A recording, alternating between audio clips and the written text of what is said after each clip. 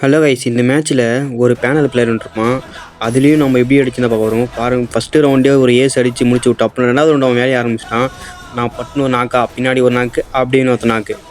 அப்புறம் சிலிண்டில் மாட்டினான். நான் அப்புறமேட்டுக்கு நம்ம ஃப்ரெண்டு வந்து அந்த ஹேக்கே நாக்கு போட்டான். பெரிய சம்பவம் பண்ணி விட்டான். அப்புறமேட்டுக்கு நம்ம ஃப்ரெண்டையும் மூச்சு விட்ருவாங்க.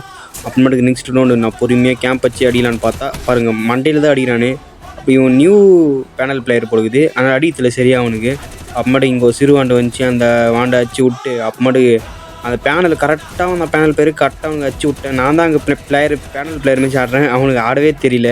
அப்புறமேட்டுக்கு அந்த கிளி அக்கா வந்தாங்க, அவங்களையும் கொஞ்சம் முடிச்சு விட்டு லாஸ்ட்டில் ஒரு ஆஃப்லைனு அங்கே தெரிந்த உள்ளோ அவனுக்கு அவனை போய் முடிச்சு விட்டேன் கைஸ்.